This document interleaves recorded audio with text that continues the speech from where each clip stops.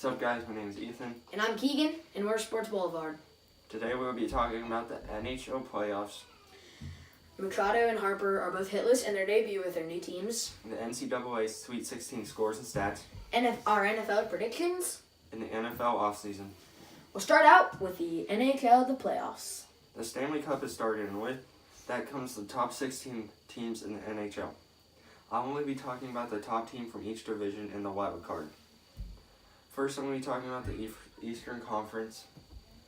First in the Eastern Conference is the Atlantic Division. The top of the Atlantic Division is the Tampa Bay Lightning. They have a record of 59-14. They've also scored 77 points. And I think that they're going to be the ones that win the Stanley Cup, hopefully.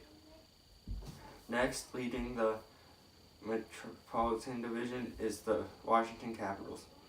They have scored Washington Capitals all the way. They have scored 78 points, and they have a record of 46-24. And the wild card in the Eastern Conference is Carolina Hurricanes.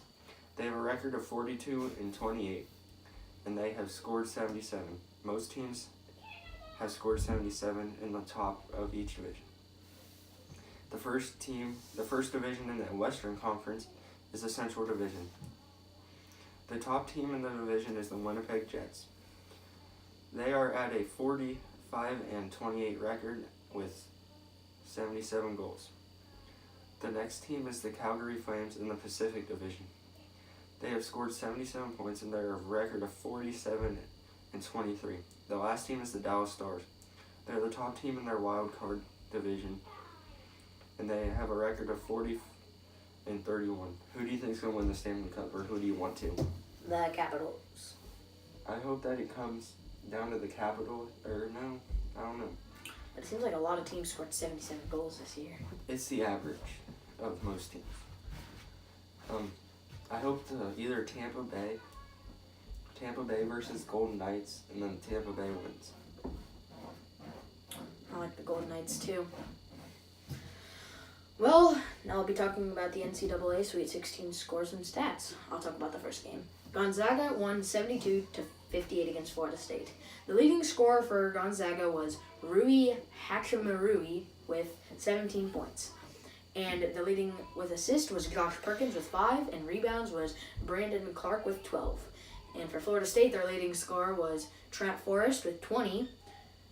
Trent Forrest also led an assist with 4, and for rebounds, there was a tie between Terrence Mann and Fernando Caballajane, 7 rebounds for them. I really wanted Gonzaga to win. I'm pretty sure most people knew that Gonzaga was going to win going into that game. Like, it was kind of obvious because Gonzaga has been getting hot in the playoffs, and they've won pretty much all their games by like almost 20 points. Purdue beat Tennessee 99-94. The top scorers for Purdue was Carson Edwards with 27. Top assist was Ryan Klein with 4, and Grady Eifert with 9 rebounds. Now Tennessee. Grant Williams and Admiral Shyfield both had 21 points.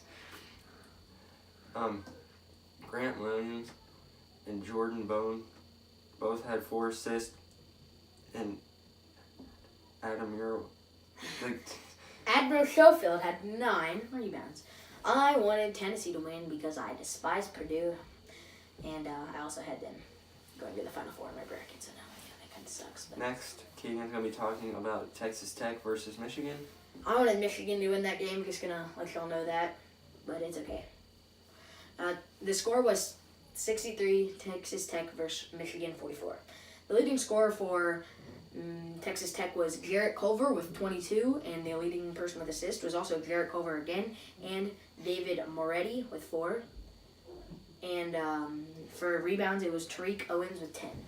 And then for Michigan's leading scorer, it was Ignas Brezdiakis with 17. And for assist, it was Charles Matthews and Jordan Poole with both 4. And then rebounds, again, was Ignas Brezdiakins with 13. He's going to talk about Oregon versus Virginia. Oregon lost to Virginia. Shocker. 49-53. The top scorer for Oregon was Lewis King with 16. Top assist was Peyton Pritchard with 4, and top rebounds was Paul White with 6. Now for Virginia. Ty Jerome had 13 points. Ty Jerome and Kai Clark both had 6 assists. And Mamadi Diakity had 11 rebounds for that. So that was those were some good games. Boy, I really wish Tennessee would have won. Now we're going to talk about Manny Machado and Bryce Harper were both hitless in their debuts. Both of these players signed mega $1 million contracts with their new teams. Bryce Harper got paid $330 million for 13 years with the Phillies, and Machado got $300 million for 10 years with the Padres. Both of them are still young, and they have a ton of talent inside of them. They were supposed to help these teams right away, but that wasn't the case from the batting standpoint. Both of these players went hitless in their debut yesterday. Bryce Harper is one of the best sluggers, if not the best slugger in baseball, and he did not show that yesterday, though. Machado, who is known for being able to make contact with the ball, didn't get it rolling yesterday. Hopefully these players will be able to get it going before the end of the season. We'll just have to wait and see. I'm pretty sure they will get it going again, but their first game they did not do so hot, and they were expected to do pretty good. Then Ethan's going to tell his NFL predictions for next season. For the AFC East, I think it's going to be the Patriots, Jets, Bills, and Dolphins. In that order. And then for the AFC North, I think it's going to be Browns, Ravens, Steelers, and the Bengals. For the South, I think it's going to be the Colts, Titans, Texans, and Jaguars. And by the way, these are all in the order that he says them. And this is before the draft, too. The next is the AFC West. I think it's going to be the Chiefs, Raiders, hopefully, because I think they should be good this year. That's the thing. I don't know why, but I feel like the Raiders coach tries to sabotage them. He gets rid of every good player for some draft picks that are 5th rounders and stuff, like Amari Cooper. And then he just gets Antonio Brown to just make sure that they don't fire him. But yeah, keep going. Now I think the Chargers and the Broncos. Next for the NFC East, I think it's going to be the Cowboys, Eagles, Redskins, and Giants. What do you think about the Giants keeping their quarterback? Well, we haven't been to the draft yet. I'm almost 1,000,000% guaranteed that they're going to draft a quarterback. Whether that's Dwayne Haskins, Kyler Murray, Drew Lock, Daniel Jones, it could be any of those. But I'm pretty sure they're going to draft him. And maybe he may not even... You could probably all watch this before, but maybe they're probably... They're going to draft a quarterback because whether that's... He may start this year, but probably that's not very likely. But he may sit the bench and let Eli kind of teach him for 1 year, like Pat Mahomes did with Alex Smith. But Eli is starting to get old. And he's just not as good as he used to be, though. They're kind of in rebuild mode. Yeah. Kind of like the Browns, because the Browns are actually good this year, hopefully, with Odell. Oh, by the way, after you say all these, and then say who do you think, what 2 teams are going to be in the Super Bowl and who's going to win? And then for the NFC North, I think it's going to be the Bears, Vikings, and Packers, and Lions. And then for the NFC North, I think it's going to be the Falcons. NFC South. Oh, South. I think it's going to be the Falcons, Saints, Panthers, and Buccaneers. And now for the West, I think it's going to be the Rams, Seahawks, 49ers, and Cardinals. Mine, for the AFC East, I had Patriots, Jets, Dolphins, and Bills. And then for the AFC North, even though I am a Bengals fan, but I have to be honest here, I can't be biased. Browns, Ravens, Steelers, and then, rest in peace, Bengals. And then the AFC South, we have Texans, Colts, Jaguars, Titans. And then for the AFC West, we have the Chiefs, and then the Chargers, and the Raiders, and then the Broncos, same as what it was in 2017. For the NFC East, we have the Eagles, Cowboys, Redskins, and the Giants. Remember, this is before the draft, so it's some team... Yes, we can do this after the draft, too. Yeah, we'll probably, and we can compare. NFC South, there was Saints, Falcons, Panthers, and then Bucks. What happened to Cam Newton? He used to be real good in 1 year. Yeah, he's just scared. scared. Right after that, he just get then he just sucked again. He's scared of getting hit. Well, to be honest, he has taken quite a few hits in his career, though. That O-line just cannot hold him. For the NFC West, I have Rams, Seahawks, 49ers, Cardinals. Who do you think is going to be in the Super Bowl, and who do you think is going to win? Hopefully it's going to be the Patriots again. Patriots and either Texans, hopefully. Okay, mine, I think that it's going to be Browns and Saints. Honestly, that would be a good Super Bowl, though. I would watch that. And I think that the Saints will win. I mean, you can't really just go from being, like, not even making the playoffs to, like, winning the Super Bowl. Like, they were, like, 0-16, like, 2 years ago. So it's like, you can't, like, it's, like, humanly impossible. Now we'll talk about the top things in the NFL offseason. Here we go. You talk about the first one. The Browns have traded for Odell and have signed Kareem Hunt. Which is a monster deal. But Kareem Hunt won't be able to play for a little while in the season. Yeah. He might not even be play at all, because it might be a waste, because they only got him for 1 year. And then if he can't play this year, then he has to sit out. And then he's a free agent after this year.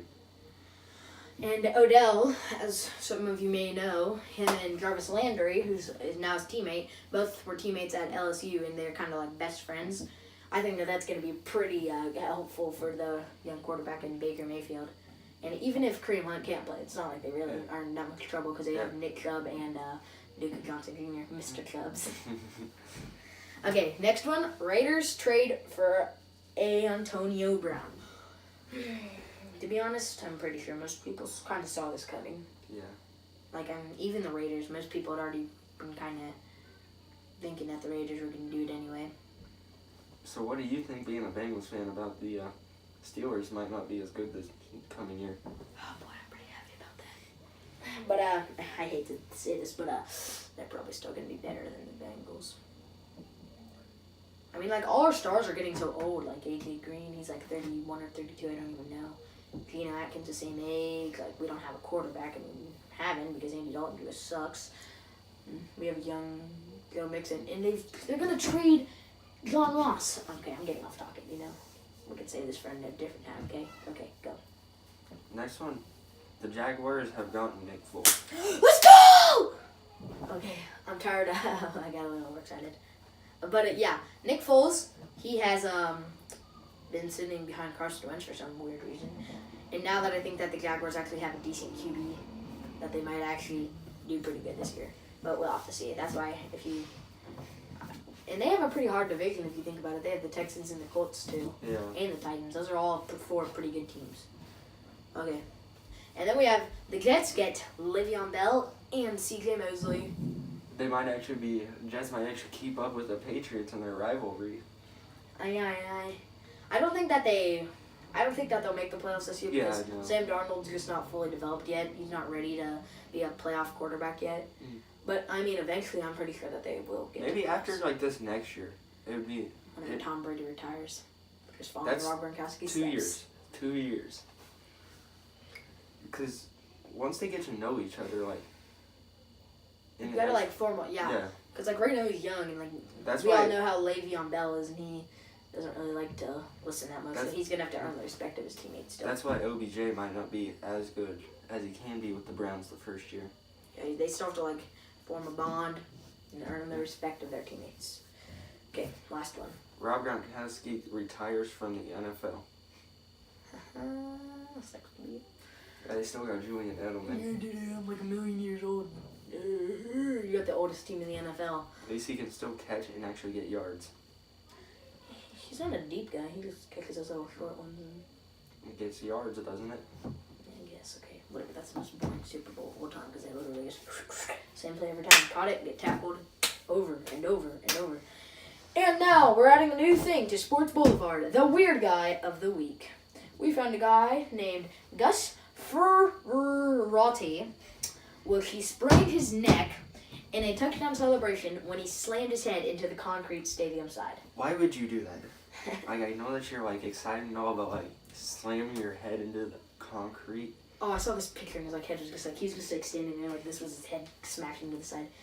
That was kind of weird, but... Weird guy of the week, don't even want It reminds me of recently a guy bashed his head in with his helmet, and he cut himself with his helmet, like, Why would you do that? That's just stupid. Well, and that's why it's called Weird Guy of the Week. And just because it says God does not mean that we may not have a girl there. We're not getting into that. Okay. Well, that's it for this video, guys. I'm Keegan Walkie. I'm Ethan. We're Sports Boulevard. Like and subscribe to this video, and comment for more video ideas if you have for us. Peace out.